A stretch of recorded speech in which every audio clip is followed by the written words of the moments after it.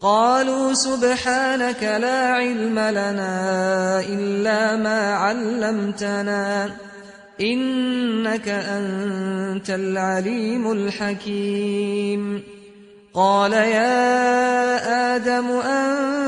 أنبئهم بأسمائهم فلما أنبأهم بأسمائهم قال ألم أقل لكم إني أعلم